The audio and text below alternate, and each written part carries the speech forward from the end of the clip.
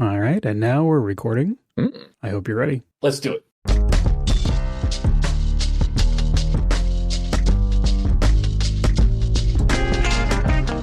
Welcome to 200 a Day, podcast about the 70s television detective show. Oh, nerds. Got me again. No. We are, in fact, here with the Unwritten Earth Symposium podcast. Yes. I'm here with my good friend Nathan Paoletta, where we talk about not the 70s detective show, The Rockford Files, but truly true role-playing games, which may involve some Rockford Files. Yeah. Yeah, and I am here with my good friend Epidai Ravishal to talk about the same thing. Now, I have forgotten this because I don't ever call my own phone number, but my voicemail message is the Rockford Files answering machine message, right? Like this is Jim Rockford. I did not know that because I've never called you on the phone. Yeah. Why would you? I don't remember exactly how it goes again because I don't call my own phone. But in case you've never heard it, I'll go ahead and put it in here. This is Jim Rockford. At the tone, leave your name and message. I'll get back to you. So every so often though I'm reminded of that because I'll get like a voicemail that's like, sorry, that's a wrong number. and I'm like, well, I don't know if it actually is a wrong number, but that's fine. It's a wonderful filter to have on the... You have the double filter. So first is only a legitimate call will leave you a message, which is my filter, which is like, if they don't leave a message, it can't possibly have been important.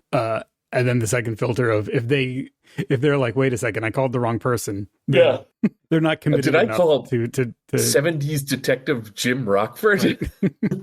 That's very good. I did not know that. Yeah. Life tips, life hacks. Yes. And that does bring us to our nominal topic for this first of the month episode. Let's just leave it at that. Yes. We've been around a little bit, once or twice, and thus there is some amount of wisdom that perhaps we have accumulated over time that part of this show and kind of our overall thing, trying to share some of that, disseminate, try and help out others who are on this weird game design, live in this game design life, out in these streets.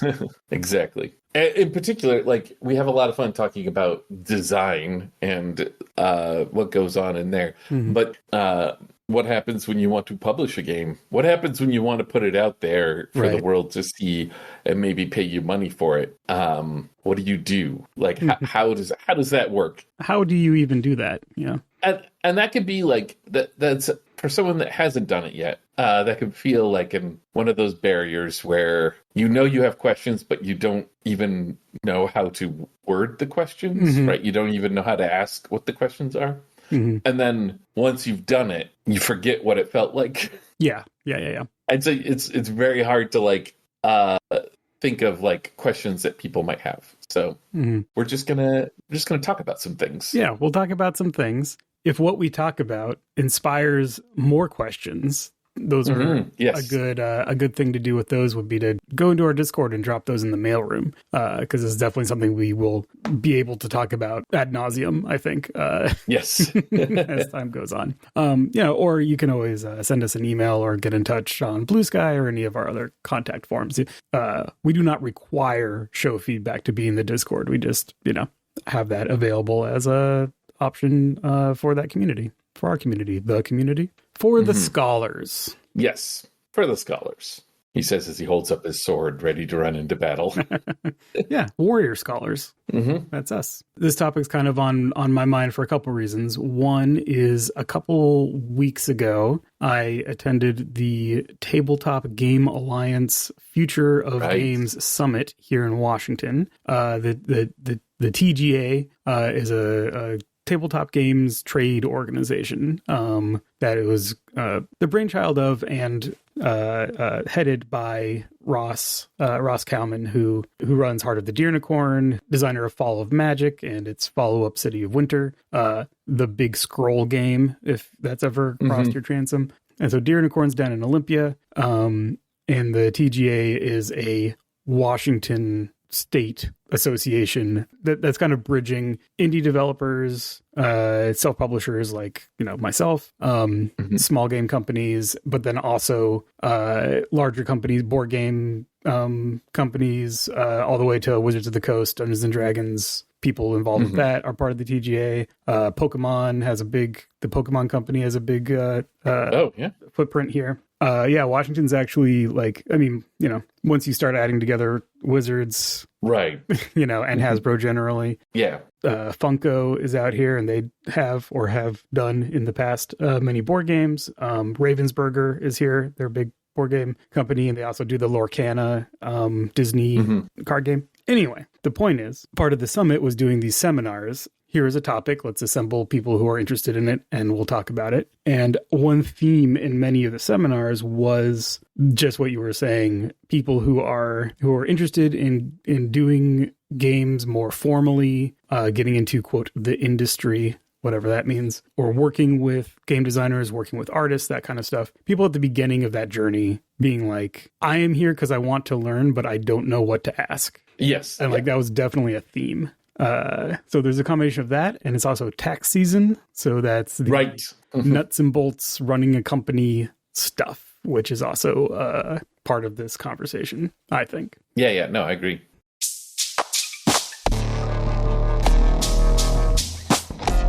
Our challenge now is to think, what are those questions that we don't remember that we had? Right. Yes. It's tough. We're of a different era.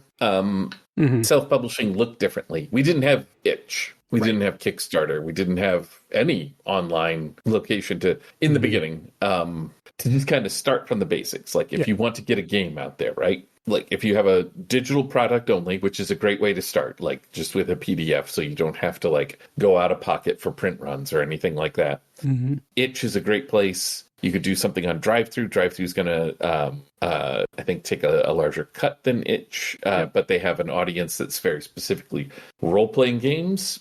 IPR, I think, they do you can just do digital only on IPR, right? I think so. Oh, yeah. I did that. Yeah, Worlds was on IPR. Yes, and also IPR is Indie Press Revolution, which is kind of a middle ground between, they're not quite a distributor. They're kind of an aggregator that acts like a distributor from the perspective of retail stores. But they also retail, and they also go to conventions with books. So if you're getting into the print game, then IPR is a good spot. A triple threat. Yeah. to have stuff. And is also extremely approachable in terms of you could just email them and be like, hey, I just have a PDF. Can I still be part of IPR? If that answer is somewhere off, because it's a small operation. But in terms of headcount, employees, and very responsive. And those are places that I know of where specifically tabletop role-playing people will go and look for games. There's also we've sold things for PayHip. There's other ways to get those out there. So these are all, stores. You can look at them. You can see what their contracts are. You can see what fits your model and what fits the audience you're trying to reach. That last part is the part that I think everyone wants to ask. How do you reach an audience? How do you find the people who are interested, who would be interested in your game? Yeah. If only we knew. So we're not going to have a great answer for this. This is the hard work part of it, I think. We have been fortunate enough, both of us were getting into it at around a time where the indie scene was smaller, and so you had a chance to be a larger voice in the crowd. Just by percentages, just by there's just less people, so just being there means you have more exposure to that crowd. Exactly. Now that does mean that there were less. Yeah, the old joke of us passing the same $10 bill around. The audience was also smaller. With inflation, that has become the same $20 on itch. Right. Everyone sends to each other. But yeah. One of the things that I think we've brought it up before, but one of the things is just running it at conventions, finding local conventions, smaller conventions. Don't fret about Gen Con or PAX Unplugged. If you can go there, that's great and that's fine. I'm saying from my personal experience, I got started just running these games at small cons as much as I did run them at Gen Con as well. Mm-hmm. Now that I say that, but like it was Gen Con's a little different because Gen Con's like a dozen cons all taking place concurrently, right? Like there's communities there that are running their suite of games. You can do I feel like this happens where it's like you see a friend at Gen Con and you're like, how's your con been? And then you swap stories about what you've been doing, and neither of you has even heard of the stuff the other person has been doing. Yeah. So many different strands of thing going on. But small local cons are great. People there are usually just cool. They're excited to try something new that's from the area or near the area, and you can help build like an audience of people who are like, yeah, I know about that game. Like that's a game from my hometown. Mm-hmm. Similarly, hooking up with other designers in your area.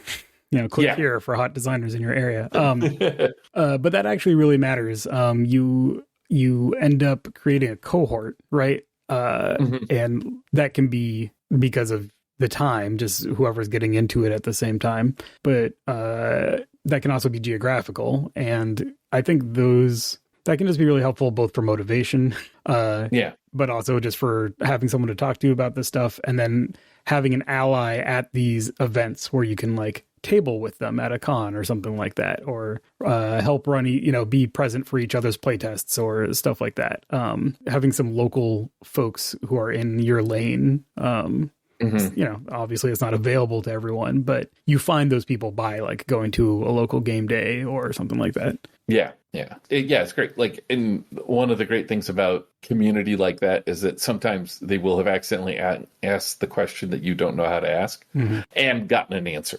You share knowledge and wisdom that way. Yeah. That's the work, right? Is like building an audience or finding an audience. You can kind of look at it different ways. And that's just the old saw of like every overnight success takes 10 years to happen, right? Like, very, very rarely do you come out the gate, unless it's Dread, I guess. Do you come out the gate with like a genre defining thing that hits at the right time, as well as finds the right people. Almost nobody heard of Dread before 2005. In 1998 or 9 is when we were designing it. So like, it's definitely almost 10 years. But the other thing I wanted to kind of say about that is there's some good news here, right? Like this is a lot of work, and it's this advice that we're giving you is no different than like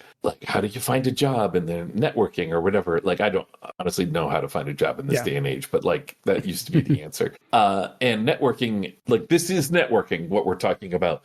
But we have magic powers that, like, say, if you're networking for a computer job, you don't have, right? Like, if you're networking for a computer job, the person you talk to, maybe you're both into, like, programming. That's fine. Like, that's a thing you could do. But the person you're talking to is already into role-playing games.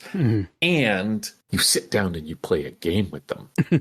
You spend 4 hours with them telling a story together. That is not a thing you can do. Right. In order to do that, you have to bring a role-playing game to another networking event. And that may be considered antisocial. But in the context of a role-playing con, or a con where role-playing games are welcome. I mean, that's the thing. Like when Worlds came out, questions that I got asked a few times was just like, because I was selling fiction along with the game, the people who were also selling fiction wanted to use Patreon as a model were asking me like, how did you get your audience? And I go, the bad news is I spent 10 years sitting down with each and every one of them. Right. 4 hours one at a time. That's how I got one at a time. Yeah. But that's fun. Like it's fun and it's built into what you're doing here. Right. Yeah. We have the advantage of having tabletop as a genre, as a medium, right, has that advantage of like being very sticky with like, if you play a game that you like, that tends to sit with you. Yes. So taking advantage of that is good. I was going to say the other thing, or something else that I have seen, which is in tension with that, is that there's a whole audience of people who have never heard of role-playing games that are absolutely stoked when they're like, wait, what is this? Right, yeah. They heard of D&D, but they're not into like fantasy or whatever. So that it's just never been something that intersected with them. But like, although this is pre-pandemic, because that's the last time I was doing these things. But I had a lot of success, both financially, like paying for itself, but also just like spiritually, going to zine fests with my games, because the audience there, the people who attend a zine fest tended to be interested in weird stuff. And so even in the context of the zine fest, your tabletop role-playing game is a weird thing, right? Yeah. So there's a cross-section of people who are just like, tell me about what this thing is, or people who are, do play whatever, Pathfinder, or have gotten into, I don't know, they've played Apocalypse World or something, right? Like, or a Fate game, something that's kind of like on the larger edge of audience. And then they see your game and it hits their thing that they're into. Like they're a huge horror fan, and then they see Dread, right? And seeing that connection happen of like a weird thing that's also a thing that I'm into that I can like do with my friends. Yes. That clicks that with enough people that I think those events tend to be pretty worth it. Or at least they were when I was doing them. Again, it has been a minute. But well, this leads me into another thing. When we do these episodes, I feel like, or things like this, I feel like most of what I'm giving is like these like broader, generic advice, when what people want is like, how do I use a layout program, or how, like, but let me give a little bit of broad advice here, because this, I think this is important, and I think this is a thing that like a lot of people. So what I'm saying is, listen up, folks. Here's the thing. Not every convention is going to be great for your game, and you don't know it ahead of time. You don't know what's going to happen. You're going to go, and sometimes there's just going to be like the right group of people are going to find it, and they're going to have fun, and they're going to enjoy it, and that's going to be great. And at other times, you're going to go there, and you're going to find out that like everyone at this convention, like for instance, like the example, I think there's a wonderful moment where a couple of us horror game designers went to just a horror convention trying to sell our games, and we did not. Now, I always think of this convention because we had a hell of a time. Like we really enjoyed ourselves, and that's important, right? And that's what my big advice thing here is. Don't set yourself up to be sad if it doesn't work. I mean, like this gets into things like how design matters. It was how Nathan and I first started working together.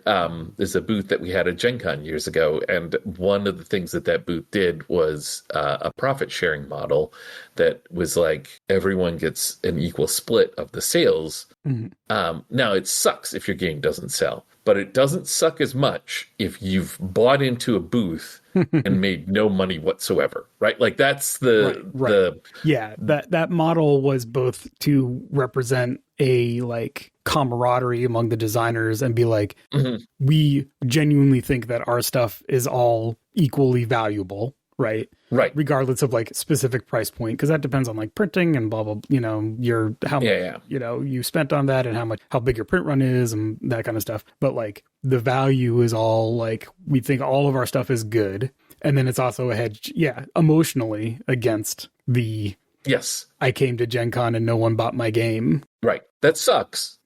but like, again, it does. But if you came to Gen Con, you bought a booth, you paid a lot of money, and no one bought your game. Here, we bought the booth got paid out by the proceeds, and then we split, got paid out by what we earned, and then we split the remainder.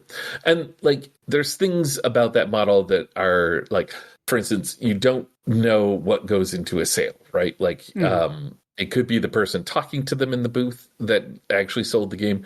I really do suspect that like there are certain games that are weird that draw people in. They don't buy them. Right. But they've been drawn in and they buy the game next to it. And they might buy something else. Yeah. Yeah. You have to pay that person that drew them in. There's a value there. It averages out the loss leader with the sale, right? Like, yeah, those exactly.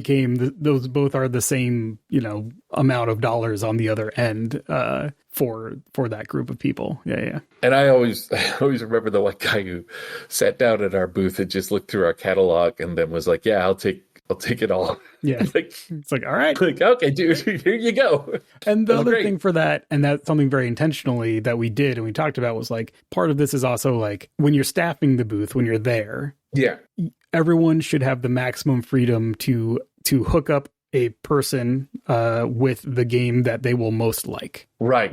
Yes. And that way I don't have to be there to make sure that people who are into wrestling buy Worldwide Wrestling. Like, right, yeah. Everyone at the booth can do that. They can steer that person. And then I can steer the person who loves, action movie stuff to 316, right? Or whatever. Yeah. We were talking about 316 recently. I love that game. Game good. Shout out to Gregor Hutton. Oh man, miss Gregor. I said that as if he had passed away. I haven't seen him in a while. He just lives in a different country. That's all. Yeah. Pour one out for our Scottish friend. Oh man.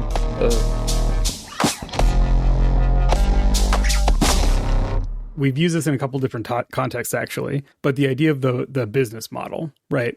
Like we've just been throwing out like, see if this outlet is appropriate for your business model. Right. Or see if like this kind of booth structure, this is the business model and if that works for you. But like stepping back to like, what's one of those questions I don't even think about? How do you figure out your business model? Yeah. First of all, it's something you do have to actively work out what you want, test out strategies and see if they have results that are what you want, and then see if you can refine those strategies or find new ones if you're not getting what you want, right? Yeah. And that's game design. Designing your business model is a design problem that you can take on as a game designer, even if you are like, I don't like the business stuff, right? Like in a perfect world, someone else does the business stuff and I make my games. Always vote for universal basic income. Just always vote for that. And then, but if you are getting into the self-publishing, if you're in the self-publishing lane, then you do have to do the business stuff yourself. And thus, it is incumbent upon you to make it so that it doesn't suck for yourself. Yes. So, let's talk about how to do that. Because there's some things that I've learned over the years that I think might be helpful to just know offhand and from the get-go. And one of them, and this is just going to sound mercenary, and I apologize, but like think about contracts whenever you work with someone else, right? Like you're working with your best friend, you guys are vibing, coming up with some great games. This is great. That's fine. But, it doesn't have to be like an official contract, but like make sure you're both on the same page about what each other's contributions are going to be, what your responsibilities are. And importantly, what happens when it goes wrong? Like there's obviously what happens if it goes wrong, if like one or the other of you, you're not working well together or whatever.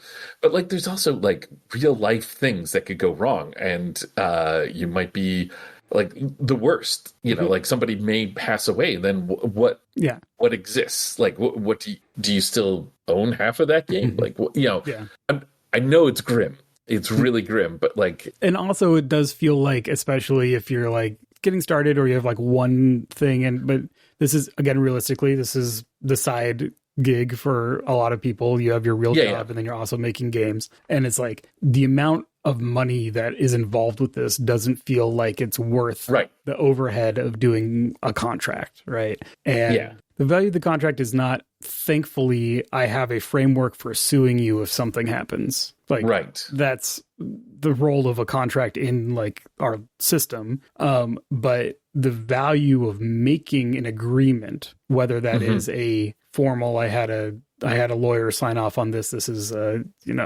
enforceable under the laws of my state, blah, blah, blah. Or if it is here's a bullet pointed list of here's what I'm doing, here's what you're doing, here's how we're splitting any income, and here's what happens if we decide not to work together anymore, right? Yeah. Putting all that into one place, and then you both say, yes, I agree to this. Yes, I also agree to this. The act of doing that gets you on that same page and gets you to addressing some of those issues. If you're like, I wrote out this agreement, what do you think? And the other person's like, well, I don't know if I'm going to still want to be doing this in a year. So, what happens then? And then you go, oh, we have to decide. Right. And then you can figure that out now, and then it doesn't become a crisis later. Right. And also, like, you're going to want to have contracts with artists if you're hiring artists. If you go into distribution, you're going to have a contract with your distributor. Contracts will happen whenever you start like moving goods from one person to another. So getting into the habit of just being like, all right, cool, I love that idea. Do you have a contract, or do you want me to put one together? That kind of stuff. That can just give you a foundation where you are thinking about, what do I actually want out of these relationships? Like, what is going to benefit me in my project out of working with this person in this capacity? And to counteract the grimness that I brought up before, the other way could also happen, right? Like, I did not think that Dread was going to be the success that it was, right? Like, I don't think, like, you hope that the things you create hit well, but you never can tell what's going to hit. Afterwards, you're like, well, I had a good vibe on that one. Like, but you can do some post hoc, like, oh, here are the things that led to its success, right? But that's survivorship. You're not calling your shots, right?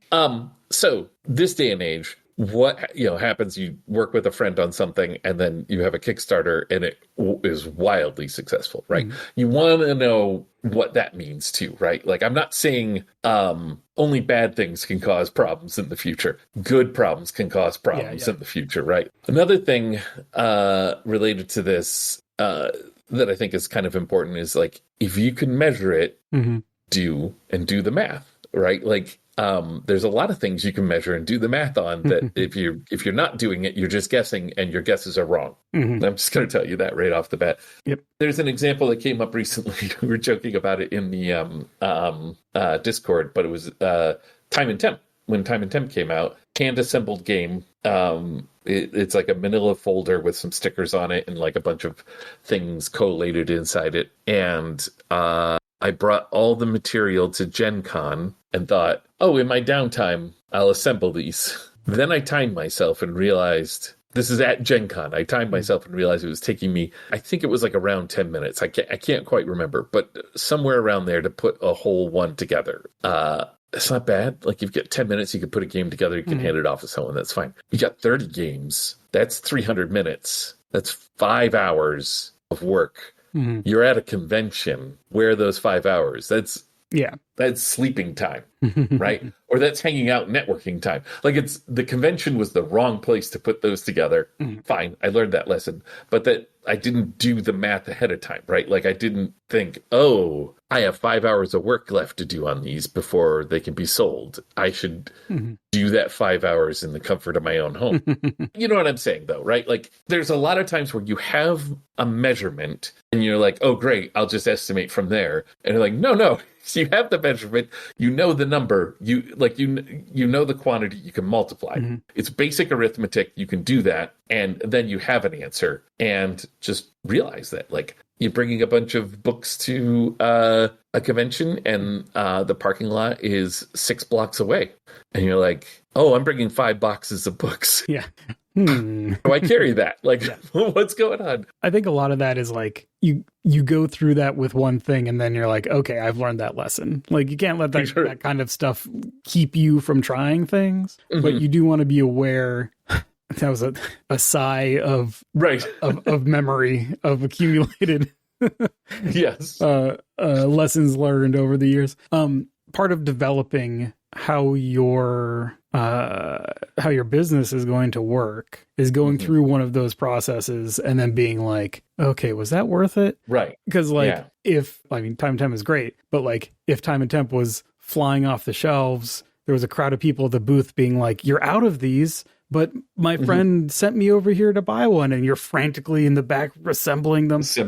That's a different value proposition. right, then you did all that work, sold some of them, and then you have the rest, and you don't have to do that work again because you already assembled them. But like next time, are you going to do a game like that if you don't feel like it's going to be, have that payoff? I should, as long as we're talking about the time and temp thing, I should also shout out to friend of the show, Jim Likes Games. I'm pretty sure he's the one who's like, hey, you're going to need to shrink wrap this if I'm going to carry it in my store. And like, it's good to know someone, just talk to people who are like possibly going to carry them in the store or sell them otherwise. That can be like, maybe you didn't think of this, but this needs to be done. Yeah. So that gets back to, I think, what I was originally kind of poking at, which is like, these are all different parameters for your business that are design constraints, right? Yes. Do you want your game to be in a store that orients you towards a certain kind of product that then constrains your design space versus do you want to have to run the most minimal business, quote unquote, possible just to have this out there that enables you to create different kinds of games, but constrains a lot of how they're going to get out into the world, right? There's a wide spectrum. You have a real person job and you're making games on the side and they don't really make much money. And you're like, the overhead of treating this like a,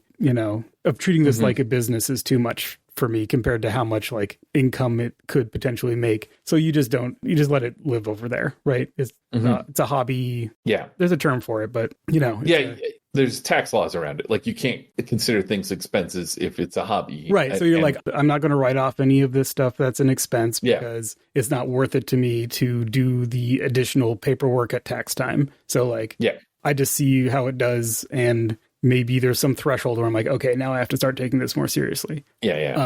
All the way to, all right, I'm setting up my LLC and filing, getting my accountant and like, doing structural stuff in anticipation of how you want your business to run. Right. Yeah. And to be very clear, like what you're talking about is a spectrum and not you're choosing one or the other. I was trying to come up with the two, like the farthest ends that I can, that I'm familiar with. Yeah. And so the boring business stuff, boring tax stuff, etc., is of a piece with the fun creative design stuff, because if you want to put yourself in a position that you're going to get as big an audience as possible for your awesome game, and then you want it to be in stores, that means that you need to treat your production process with at least some amount of formality so that you are going to be right with, the tax man at the end of the day. Because, either you end up in a situation where you're like, oh, I didn't know that I was supposed to do all this stuff. Now I owe money or whatever. Or, you get into a position where you're like, I don't know where my money is going. Yeah. Right. Because I'm not tracking it the way that I should be. That kind of stuff. But I think this stuff is probably beyond the scope of a single episode of a podcast. But for homework for the audience here,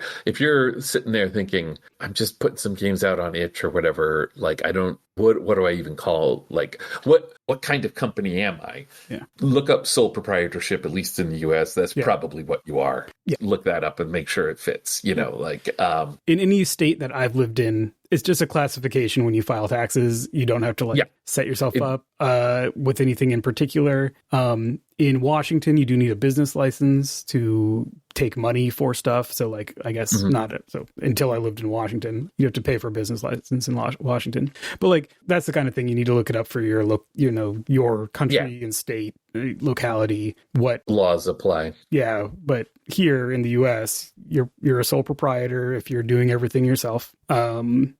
If you engage someone to do business on your behalf, like an artist or an editor or something, you're still the business hiring them, right? That's a free, there's some kind of arrangement. They're either a freelancer or a contractor or whatever. And you just want to kind of have a little clarity over, okay, so this is what I am doing. Therefore, this is what it will require of me. And what it usually requires of you come like tax time is you have to file the Schedule C if you want to write stuff off, on your taxes. Yeah. Again, in the U.S., it's going to be different wherever. But we can only really speak to the U.S. because that's where our experience is.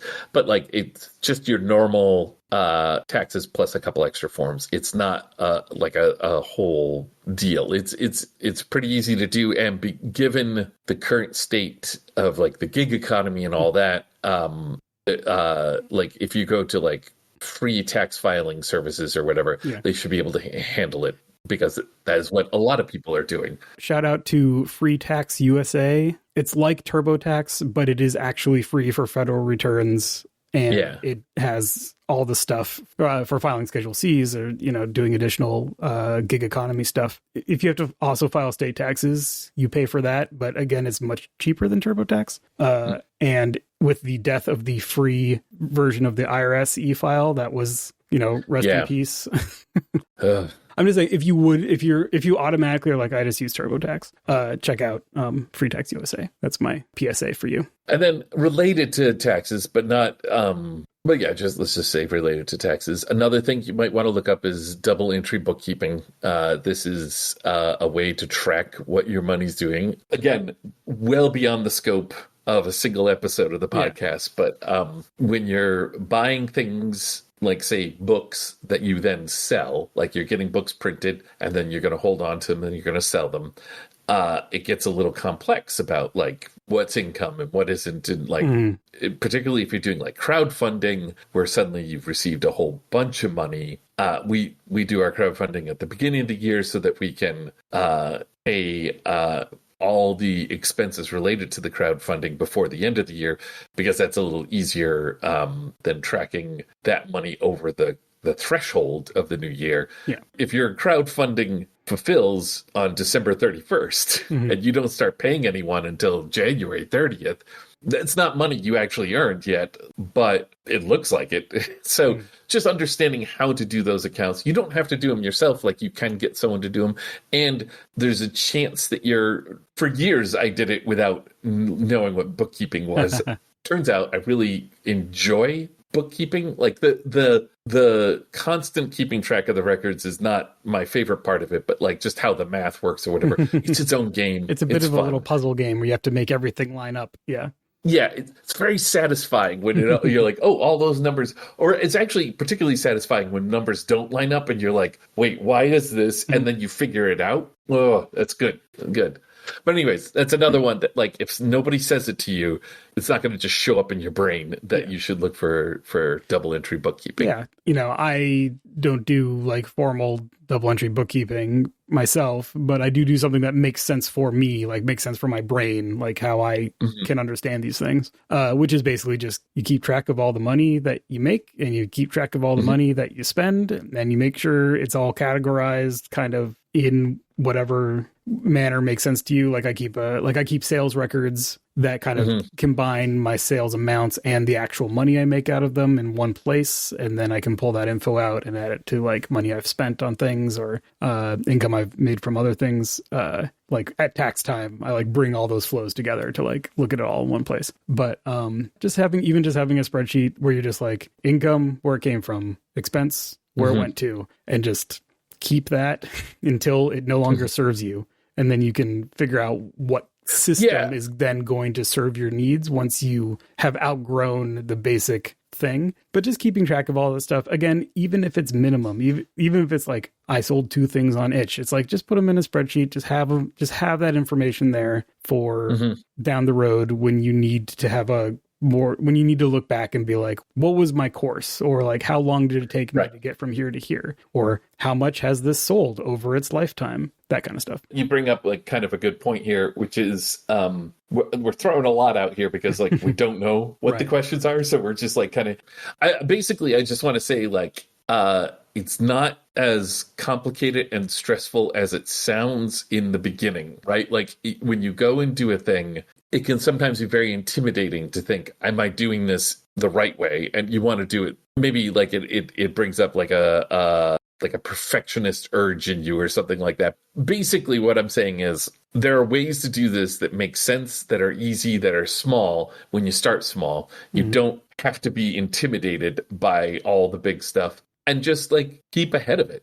If you start selling some things, you put it up on a website somewhere and you start selling it and you sell, like, 12 a year. Like, that's fine. And you're doing it. And then suddenly in 1 month you sell 30 of them. That's when you go, oh, let me look into this double entry bookkeeping thing. Like there'll be signs, you'll know, and you don't have to like be a business person ready to do the perfect business because you're here to make a game.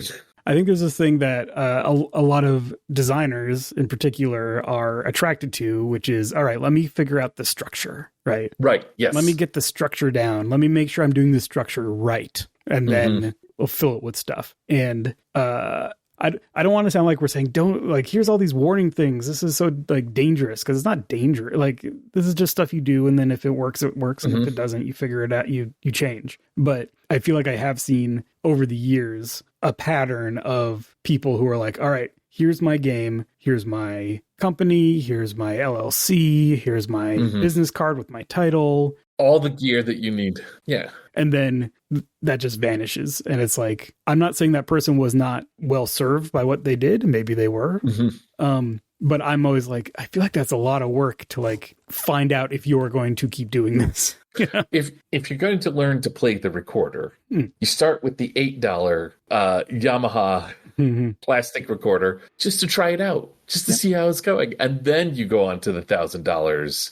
That I guess this is not a metaphor that works with the general public, but this is well, it's the Harbor Freight Tools strategy, which is the first time you need a tool, go to Harbor Freight, get the cheap one, use it till it breaks. And then when it breaks, you can say, okay, that's all the use I'll ever get out of that. I don't need to buy another one. Or you can say, no, I need the good one. And then you go and get the good one. Time to get the Craftsman. We do not endorse any particular brands of tool on this show. Yes. Yeah. Aside from Tool, which is a band that I've enjoyed over the years. The other bit of advice I think we've brought up before, but like do a zine, do an ash can, do something small. I often think of like, I just have these like zany ideas and I'm like, oh, I miss doing this. I should do this more often. But like, just put your thing out, just a tiny thing out there just to get to see what the processes are, right? Like come up with like a little 12-page game and like publish it on itch just to see what that's like. Find out what that, like what all do you have to do? There's no risk. I wrote 12 pages, hand illustrated it, and here it is. This is my, stupid game about goats having a tea party at the top of a mountain. That's not a stupid game. I'd play that game. But I'm throwing it on itch, not necessarily to be like, this will be my breakout game, but what's this process like? Yeah. I'm putting it out on, drive-through. I don't want to like call out any particular, any of these tools in particular, but just to see what that tool does. How does it work? What does the back end feel like to you? Like, learn that stuff before you're sweating over it with your big game that you've poured your heart and soul into, I guess is what I'm saying. And similar with like crowdfunding, right? Like do a small one first. Yeah. Go through that process. Exactly. Figure out what the emotional toll will be. Yes. There's some aspects of all of this stuff that like will be the fun part. Like you were saying, you find the bookkeeping, like that is an activity that you enjoy. Yes. In the same way that we enjoy anything where like some parts are annoying, but on the whole, like you do it because you like it. Yeah. Right? Like running the crowdfunding campaign is like not necessarily something I don't like to do. I've done a lot of them now.